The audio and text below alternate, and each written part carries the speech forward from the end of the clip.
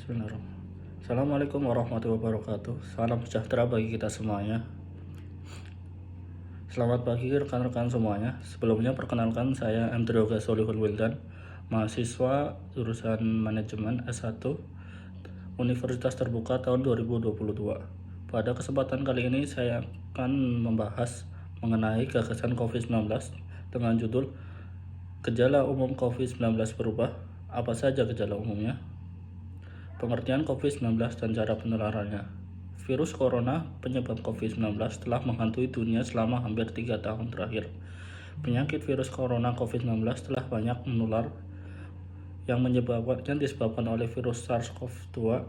Virus dapat menyebar dari mulut atau hidung orang yang terinfeksi melalui partikel cairan. Virus dapat menyebar dari mulut atau hidung orang yang terinfeksi cairan.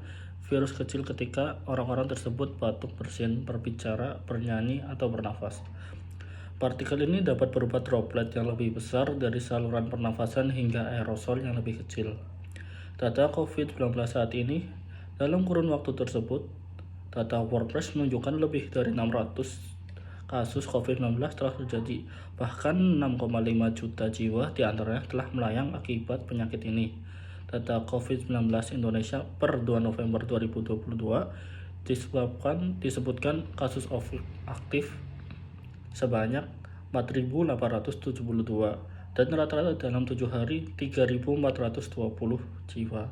Selama nyaris 3 tahun pula, virus corona telah berkembang menjadi banyak varian.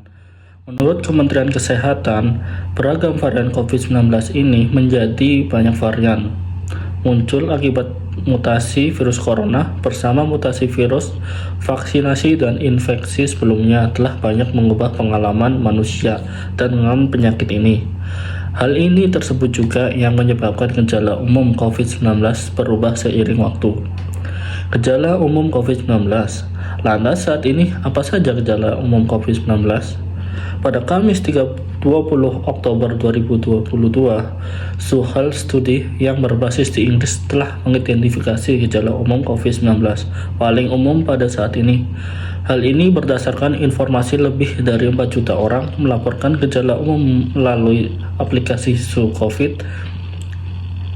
Menurut analisis terbaru, seperti yang dilansir dari laman resmi, gejala COVID-19 bervariasi tergantung status vaksinasi dan berapa banyak dosis yang disuntikan. Mereka telah mendapatkan vaksinasi cenderung mengalami gejala lebih sedikit dan tak terlalu parah.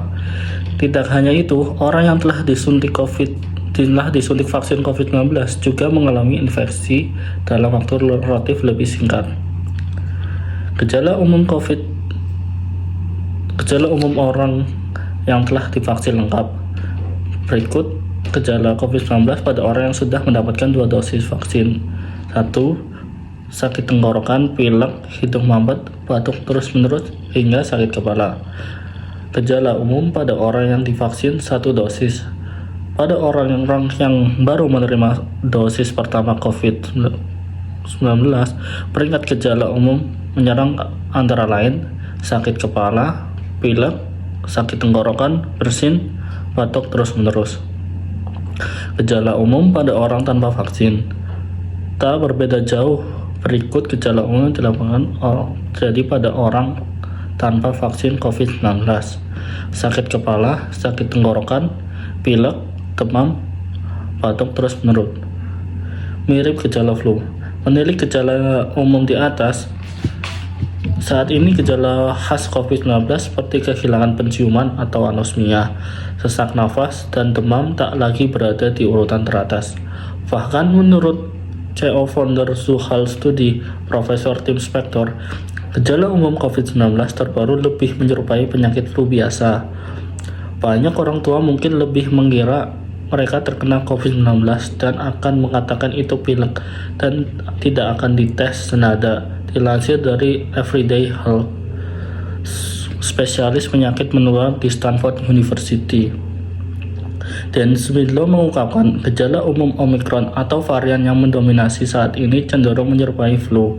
Oleh karena itu, dia meminta masyarakat untuk tetap melaksanakan tes COVID-19 meski hanya bergejala ringan.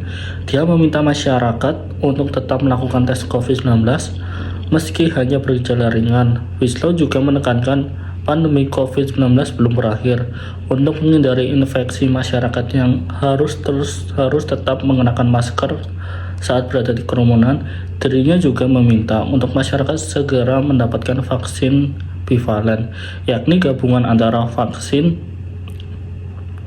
virus corona versi asli dan varian Omicron. Meskipun mungkin tidak memberikan perlindungan lengkap dari infeksi terhadap beberapa subvarian Omicron yang lebih baru, itu akan membantu melindungi terhadap varian serius, rawat inap, dan kematian. Demikian uraian presentasi yang dapat saya sampaikan, semoga bermanfaat bagi kita semuanya. Mohon maaf sebesar-besarnya atas segala kekurangannya. Saya akhiri, wassalamualaikum warahmatullahi wabarakatuh.